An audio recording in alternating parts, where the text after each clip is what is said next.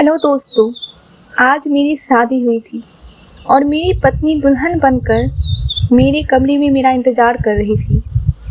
मेरी पत्नी बहुत ही मासूम और खूबसूरत थी। मैंने इरादा किया था कि मैं अपनी पत्नी का बहुत ख्याल रखूँगा। मैं एक जॉइंट फैमिली में रहता था।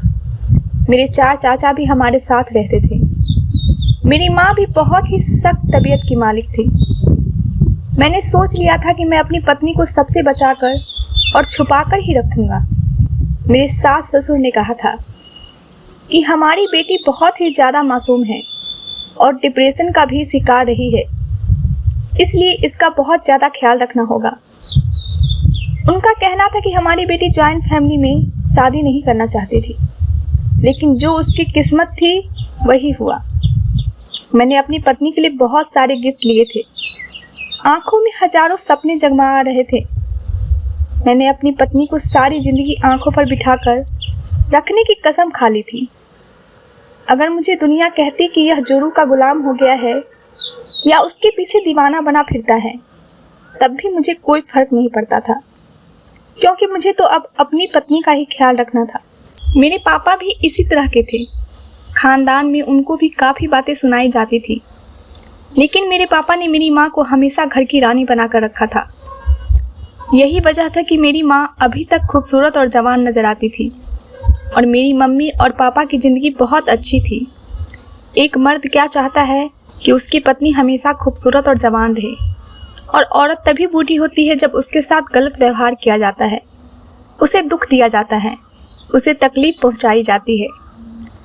अगर मैं अपनी पत्नी का ख्याल रखता तो वह हमेशा खूबसूरत और जवान रहती, तो उसमें फ़ायदा किसका था? जाहिर सी बात है, मेरा ही था। यही सब कुछ सोचता हुआ मैं अपने कमरे में जा रहा था।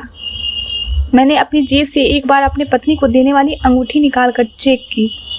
अंगूठी बहुत ही सुंदर थी। मैंने डिब्बी खोलकर देखी कि कहीं दोस्तों ने शरारत तो नहीं कर दी, इसके अंदर अंगूठी मौजूद भी है या नहीं।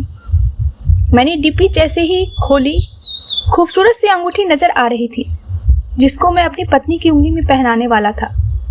उसके हाथ बहुत ही खूबसूरत थे। जब वह मेरे साथ बैठी तो मैं उसके हाथों को ही देख रहा था, उसकी तरफ नज़र नहीं उठा पाया था, नहीं तो लोग मजाक उड़ाते। मैं बहुत ज़्यादा शर्मीला टाइप का लड़का था। कमरे में दाखिल हुआ तो मेरी पत्नी सामने बैठी थी। बहुत ही ज़्यादा खूबसूरत और हसीन लग रही थी। ऐसा लग रहा था कि कोई परी है जो मेरे कमरे में आ गई है। मुझे वह दिन याद आने लगा जब मैं इस कमरे में अकेला रहता था और लड़कियों के ख्याल सोचते रहता था कि मेरी ज़िंदगी में भी कोई लड़की आएगी, वह कैसी होगी, क्या वह खूबसूरत होगी, क्या वह मेरे दिल को अच्छी लगेगी या मेरी ज़बरदस्ती उसके साथ शादी करवा दी जाएगी और मुझे एक अनचाहे जीवन साथी के साथ पूरा जीवन काटना पड़ेगा। लेकिन आज मैं बहुत खुश था कि यह लड़की सच में मुझे बहुत अच्छी लगी थी और मेरी सारी ज़िंदगी उसके साथ अब गुजरने वाली थी। इस कमरे में हमारे बीच वह सारे पल गुजरने वाले थे जिनके कभी मैंने सपने देखे थे। मैंने जाकर उसका घूंघट उठाया तो वह मुझे बहुत ज़्यादा खुश होकर मिली। उसकी खूबसूरती नसीली आंखें देखते ही मैं तो उसका और भी ज़्यादा दीवाना हो गया था। वह सच में बहुत सुंदर थी और दुल्हन बनकर तो और भी ज़्यादा हसीन लग रही थी। वह मुझे देखकर मुस्कुराई और मैं भी मुस्कुराया था। जब मैं उसकी तारीफ़ की तो बदले में उसने कहा कि आप भी बहुत अच्छे हैं। उसकी मुस्कुराहट, उसकी आंखें, उसके होठ, सब कुछ बहुत ज़्यादा खूबसूरत थे। मैं तो उसको देखे ही जा रहा था, लेकिन उसने मुझे कहा कि मैं बस आपसे एक विनती करना चाहती हूँ, क्या आप मेरी इस विनती को मानेंगे? मैंने कहा, हाँ, जो तुम्हारा दिल करे वह मुझसे मांग सकती हो। मैं तुम्हारी सारी इच्छाओं को पूरा करूँगा। उसने मुझसे कहा कि मैं अपनी नई शादीशुदा ज़िंदगी की शुरुआत करने से पहले भगवान का धन्यवाद करना चाहती हूँ। मैंने कहा, हाँ हाँ, क्यों नहीं, तुम्हें ज़रूर भगवान का धन्यवाद करना चाहिए। तुम्हारी जैसी हमसफ़र पाकर तो भगवान को जितना धन्यवाद दिया जाए वह कम है।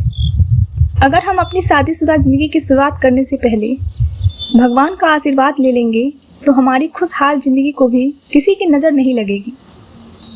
मैंने कहा, चलो मैं भी भगवान का धन्यवाद कर देता हूँ। हम दोनों उठकर कमरे में लगे छोटे से मंदिर की तरफ बढ़ गए।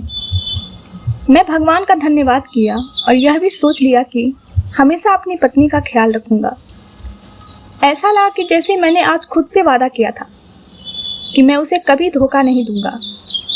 मेरी पत्नी दुल्हन के लहंगे में बहुत ज़्यादा हसीन लग रही थी। मैंने कहा कि तुम जो भी भगवान से मांगना चाहती हो वह मांग लो। आज हमारी शादीशुदा ज़िंदगी का यह पहली रात होगी। जी भर के भगवान का धन्यवाद कर लो। यह कहकर मैं उसके करीब आ गया।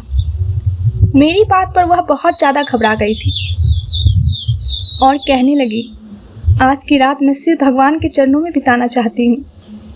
प्लीज़ मुझे इस बात की अनुमति दे दे। उसकी बात सुनकर मुझे हैरत हुई। भला पूरी रात वह भगवान के चरणों में बैठकर क्या करती। खैर मैंने इस बात की खुशी खुशी अनुमति दे दी। मैंने सोचा मेरी पत्नी तो बहुत ही धार्मिक है। वह हाथ जोड़कर मन ही मन भगवान से कुछ मांग रही थी और फिर वह भगवान के चरणों में बैठ गई। मैं उसे देखे जा रहा था। मुझे उस पर बहुत प्यार आ रहा था। रात के 12 बजे से सुबह के 4 बजे गए थे, मगर वह अभी तक भगवान के चरणों में बैठी हुई थी। उसने जैसे ही भगवान के चरणों में अपना सर झुकाया तो उसने सर दोबारा नहीं उठाया। बहुत देर हो गई लेकिन उसने सर नहीं उठाया था। मुझे लगा शायद भगवान का धन्यवाद कर रही है, इसलिए अभी तक भगवान के चरणों से सर नहीं उठाया है। लेकिन मैं यह देखकर हैरान रह गया कि 10 मिनट गुजर गए थे और वह अभी तक भगवान के चरणों में बैठी हुई थी। थोड़ी देर के बाद मुझे मजबूरन उसका नाम पुकारना पड़ा था। मैंने सोचा मेरी आवाज़ सुनकर वह उठेगी या कोई ना कोई जवाब जरूर देगी, लेकिन मैंने उसे आवाज़ लगाई तब भी वह नहीं हिली थी। थोड़ी देर के बाद मैं उसके करीब गया। मुझे लगा कि शायद वो सांस ही नहीं ले रही है। मैंने उसे उठाकर सीधा किया, मगर वह तो बेहोश हो चुकी थी। मैं हैरान भी हुआ और परेशान भी कि उसको अचानक से क्या हो गया है। शायद वह थकान के मारे बेहोश हो गई थी, तभी तो वह सर नहीं उठा रही थी। लेकिन अचानक से उसका पूरा शरीर ठंडा पड़ने लगा था। मैंने उसे जगाने की कोशिश की, उसके मुंह पर पानी के छींटे मारे, लेकिन वह बिल्कुल भी कोई हरकत नहीं कर रही थी। मैं बार बार उसे पुकारने लगा। मैंने कहा, राधा तुम्हें क्या हो गया है? मैंने उसको पूरी तरह से झकझोर दिया था, इतनी जोर से कि अगर वह बेहोश होती तो उठ जाती। लेकिन मुझे तो ऐसा लगता था कि जैसे उसका पूरा शरीर ठंडा पड़ गया था, वह दुनिया से जा चुकी थी। मैंने घबराकर अपनी माँ को आवाज़ लगाया। अभी घर में कुछ मेहमान भी थे जो रात को हमारे घर पर ही रुके हुए थे। उन्हें सुबह अपने घर जाना था। मेरी आवाज़ पर सब लोग कमरे तक आ गए। मैं चीखता चिल्लाता हुआ बाहर आया तो सब लोगों हैरान और परेशान खड़े थे और पूछ रहे थे कि क्या हुआ है। मेरे मुंह से कोई जवाब नहीं निकल रहा था। वह सब मेरे कमरे की तरफ जाने लगे। वहाँ का मंजर देखकर सब हैरान रह गए। जब मेरी पत्नी को चेक किया गया तो पता चला कि वह अब इस दुनिया में नहीं है। उसने जैसे ही भगवान के चरणों में अपना सर रखा था, वैसे ही उसका शरीर ठंडा पड़ गया था। मेरे लिए यह दुख बहुत बड़ा था। मैं इसके लिए बिल्कुल भी तैयार नहीं था। मुझे समझ नहीं आ रहा था कि क्या हुआ है। अभी कुछ देर पहले तो वह मुझसे इतनी खुश होकर बातें कर रही थी। ऐसा लग ही नहीं रहा था जैसे उसे कोई तकलीफ है। फिर अचानक से मुझे छोड़कर कैसे चली गई, मुझे कुछ समझ नहीं आ रहा था। सबने कहना शुरू कर दिया कि दुल्हन तो मर गई है। मम्मी ने कहा कि तुमने क्या किया है उसके साथ, तुमने लड़की को मार डाला। मैंने कहा कि मैं तो कुछ नहीं किया। मेरी चाची मुझसे हमेशा ही नाराज रहती थी क्योंकि मैं उनकी दोस्त की बेटी के साथ शादी नहीं की थी। इसलिए उन्होंने यह कहना शुरू कर दिया कि इसने दुल्हन के साथ जरूर कुछ गलत किया है, तभी तो वह मर गई है। मेरी माँ ने मेरी चाची से लड़ना शुरू कर दिया और ना जाने किसने मेरी पत्नी के माँ बाप को फ़ोन कर दिया। वह लोग आए, उन्होंने अपनी बेटी का हाल देखा तो उनकी हालत भी बहुत ख़राब होने लगी थी। पहले तो वह काफ़ी देर तक अपनी बेटी के पास बैठे रोते रहे। थोड़ा संभले तो वह अपनी बेटी को अपने घर ले जाना चाहते थे। हमें कुछ समझ नहीं आ रहा था क्या ये सब क्या हो गया था। मेरे तो कान बंद हो गए थे। मुझे कोई पुकारता तो मुझे ठीक से उसकी आवाज़ नहीं सुनाई देती थी। मेरी जगह कोई भी होता तो शायद उसका यही हाल होता। खैर, वह लोग अपनी बेटी को ले गए। मेरी पत्नी अब इस दुनिया में नहीं थी। मैं जिसके साथ रहने के सपने सजा रहा था वह इस दुनिया से जा चुकी थी। हम लोग उन्हें फ़ोन कर रहे थे, लेकिन वह लोग हमारे फ़ोन का जवाब नहीं दे रहे थे।